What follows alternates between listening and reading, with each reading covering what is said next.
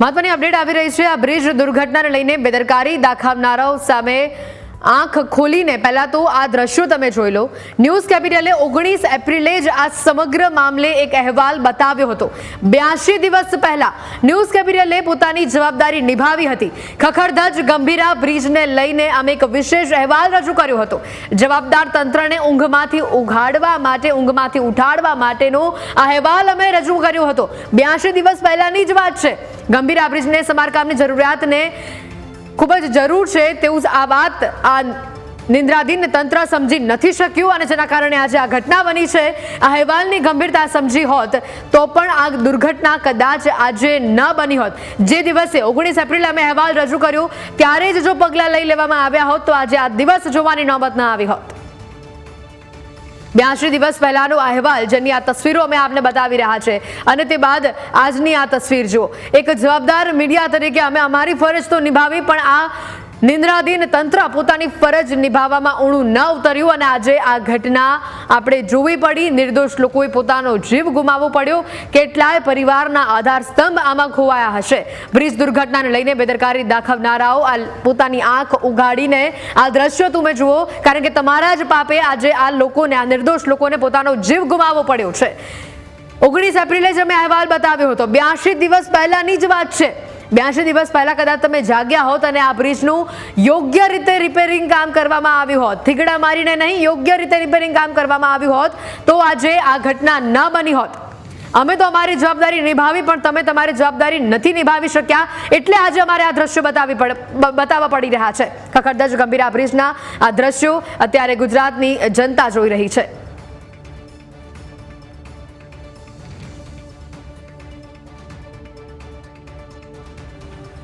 આવાજ આમ તકલીફ પડે। આ બ્રિજ જૂનો થઈ ગયો છે ને રીતે કરે છે તો કે મજા ઓછી આવે।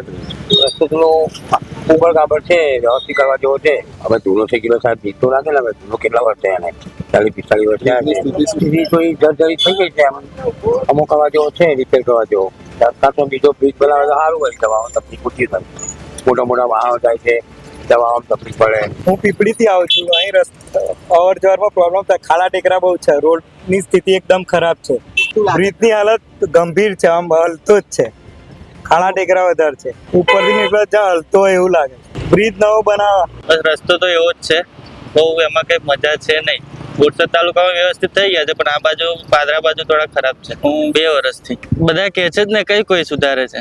ન્યૂઝ કેપિટલ રાજ્યભરના જે જર્જરિત બ્રિજો છે તેનું રિયાલિટી ટેસ્ટિંગ કરી રહ્યું છે, જેમાં અમારા એક વ્યુઅર ધ્રુવલ પ્રજાપતિ દ્વારા અમને એક ટ્વીટ કરવામાં આવ્યું અને તેમાં ગંભીરાથી લઈ જે ગંભીરા બ્રિજ છે ત્યાં સુધીનો રસ્તો અને બ્રિજની હાલત ખરાબ હોવાની જાણકારી આપવામાં આવી હતી। ત્યારબાદ જે દ્રશ્યો ન્યૂઝ કેપિટલની ટીમે આવીને જોયા છે અમે તમને બતાવવાનો પ્રયાસ કરીશું। આ જે છે તે આણંદથી બરોડાને જોડતો ગંભીરાનો બ્રિજ છે જે મહીસાગર નદી પર બનાવવામાં આવ્યો છે। બ્રિજની હાલત અત્યારે જોઈ શકાય તો કેટલીક જગ્યાએથી ખરાબ છે, કેટલીક જગ્યાએ એની પાળીઓ છે જે તૂટી જતા ત્યાં થીગડા મારવામાં આવ્યા છે।